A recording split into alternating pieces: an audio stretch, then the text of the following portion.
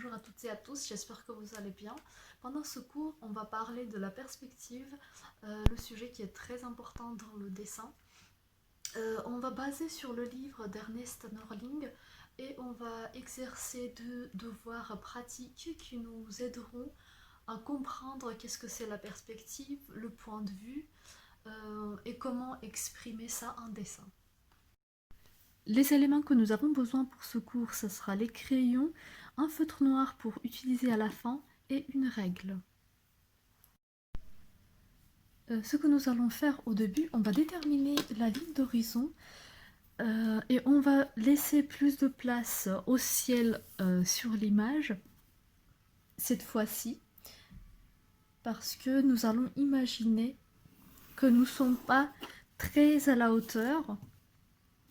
Donc nous pouvons imaginer plutôt qu'on est assis et on regarde ce paysage en étant assis ici devant. Donc ici nous avons une ligne d'horizon et si on regarde les rails juste devant, nous aurons un point où ces rails vont se croiser. Donc on peut imaginer quelque part au milieu parce que nous avons dit qu'on est face à ces rails.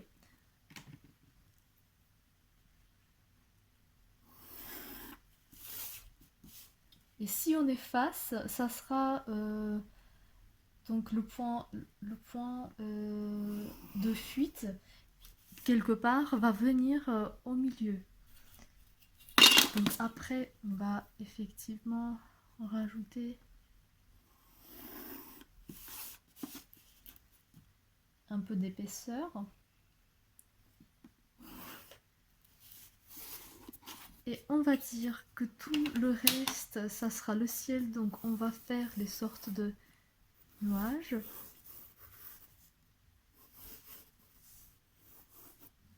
Ici, on va dessiner un arbre, une sorte de sapin.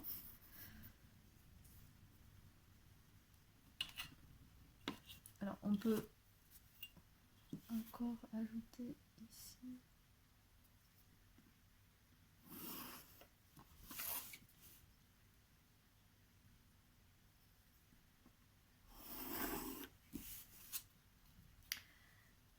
Et ici devant, on aura encore les éléments. On peut aussi ajouter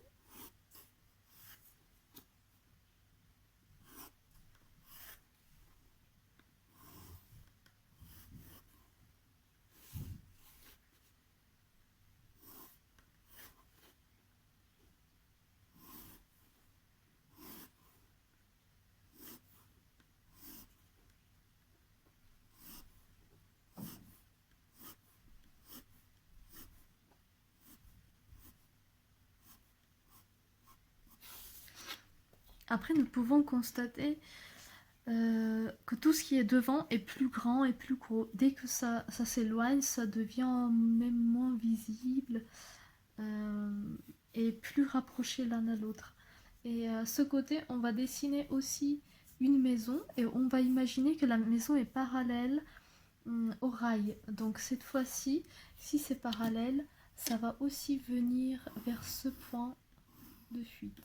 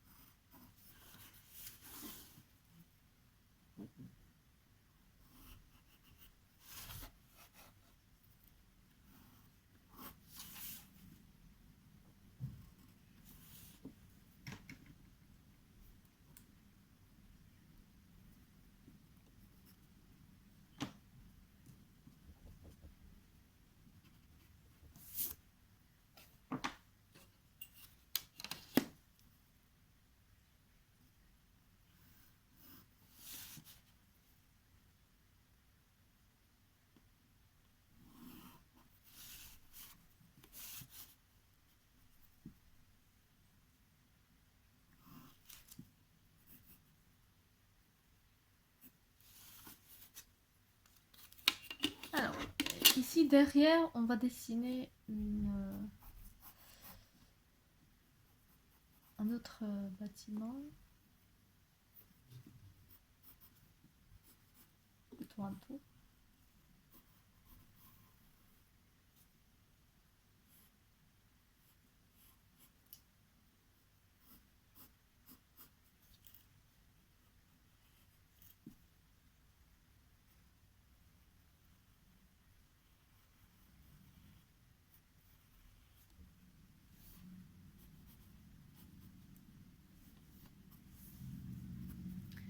Alors maintenant on va supprimer quelques éléments. Donc, ici ligne d'horizon, ça ne sera pas visible puisque il y a la maison qui le cache.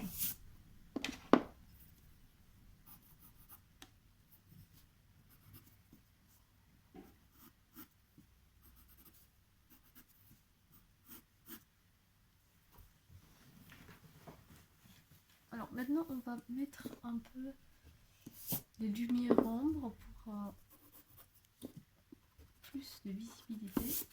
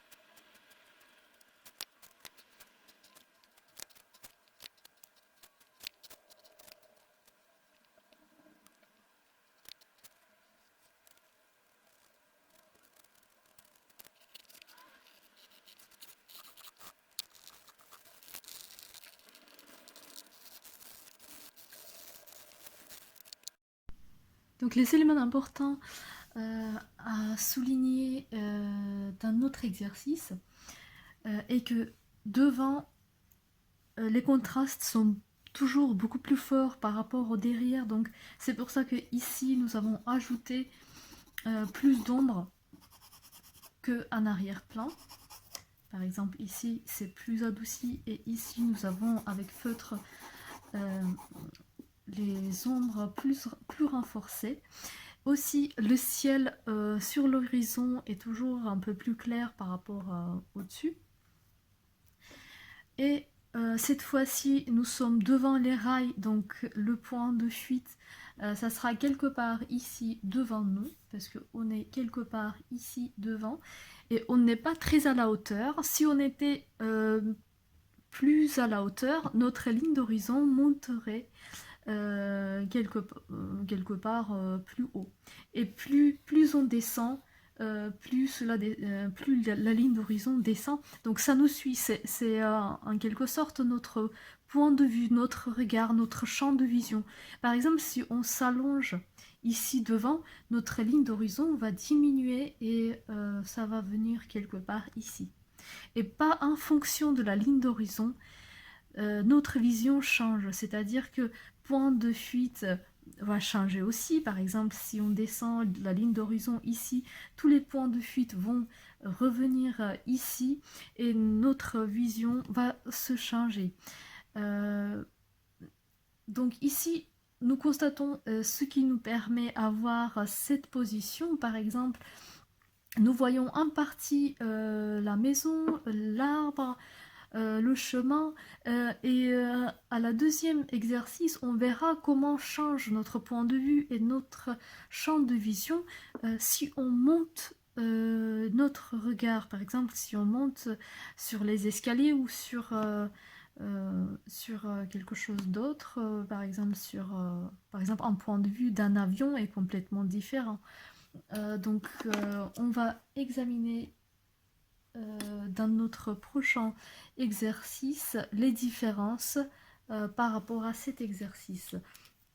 Mais notez aussi que c'est important si on est face à l'objet ou si on regarde d'un côté. Ici, nous avons juste examiné le cas où on est devant les rails. Par exemple, si on était ici, notre point de vue serait différent. Mais ça, on va examiner une autre fois.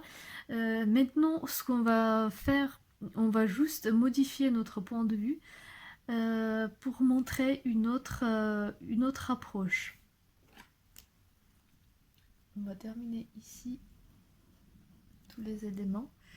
Et aussi, je voulais vous dire, par rapport aux éléments devant, on voit plus précisément, par exemple, si on a les arbres ici devant, on voit mieux les éléments devant, et derrière, ça reste un peu plus calme, un peu à moitié visible, alors que devant on a plus de contraste, on a plus de visibilité et on voit davantage des éléments. Donc ici par exemple nous pouvons déterminer mieux les éléments, et derrière on peut faire de sorte un peu à moitié abstrait pour juste déterminer qu'il y a quelque chose comme les herbes.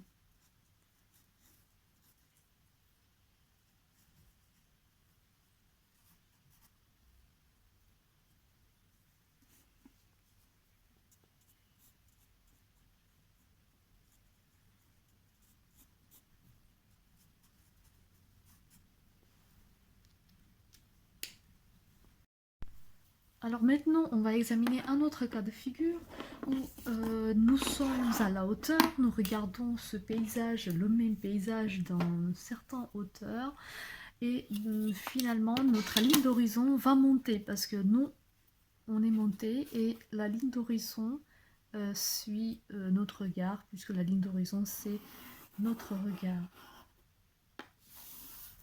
Et les rails, ils étaient toujours, ils restent toujours au milieu parce que nous, on n'a pas changé de place, on est juste monté. Et ils vont se réunir toujours quelque part au milieu. Donc, on peut envisager quelque chose comme ça.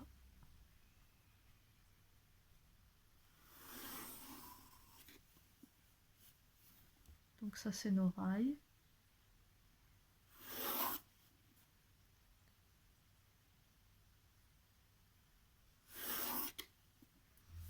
Et la station, une sorte de maison qui était à gauche, on va le dessiner ici. Et qu'est-ce qui va changer? Cette fois-ci, on aura la vision de la maison où on verra la toiture.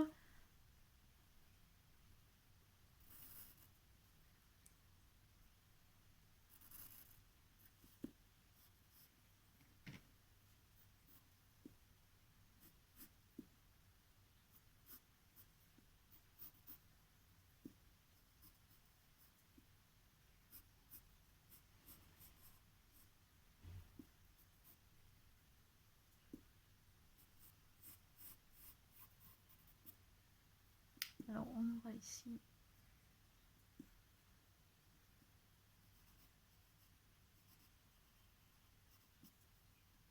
et donc qu'est-ce qu'on constate ici? Que notre point de vue sur la maison est différent parce que nous on voyons mieux la toiture.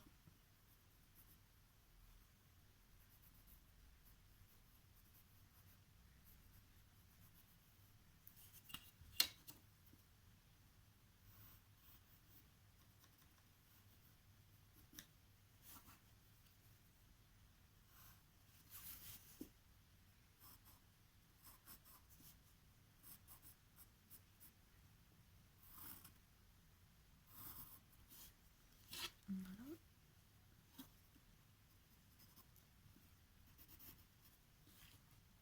Et devant nous avons une certaine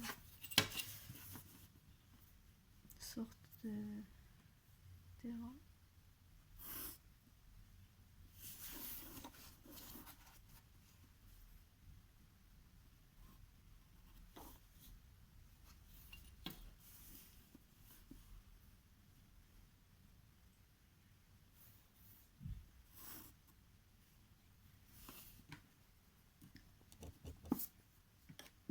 Et concernant la tour, on verra aussi là, qu'est-ce qui se passe au-dessus. Donc si dans le dessin précédent, on voyait de côté, ici on voit plus ce qui se passe au-dessus.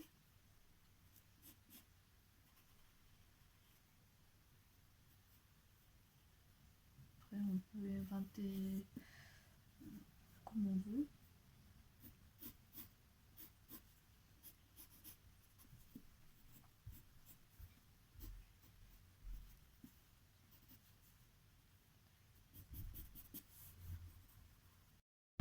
Alors, nous avons ces deux éléments. Et ici, on peut toujours faire des petites lignes, mais ça sera pas très visible.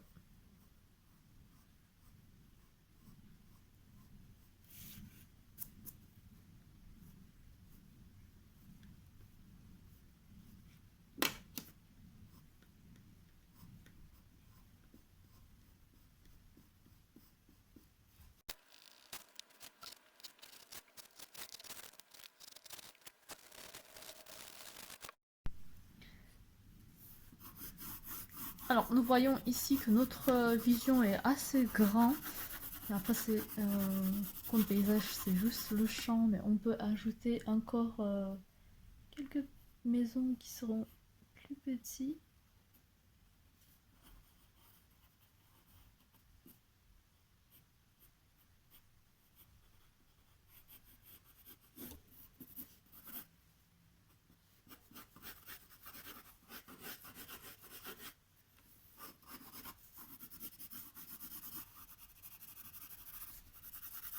Maintenant, on va un peu ajouter de l'ombrage.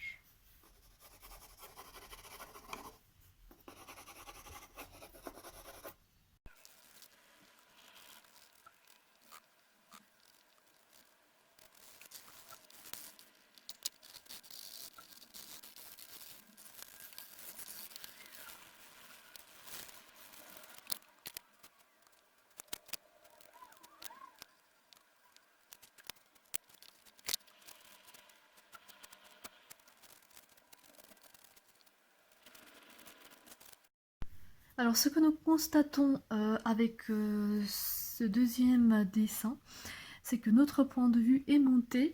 Et donc, bien sûr, comparant à notre précédent dessin, les rails, il paraît ici plus étroit parce que nous sommes à la hauteur et notre point de vue sur la maison a changé aussi. Ici on voit mieux la toiture et ici, alors qu'ici on voyait la maison d'en bas parce qu'on était assis.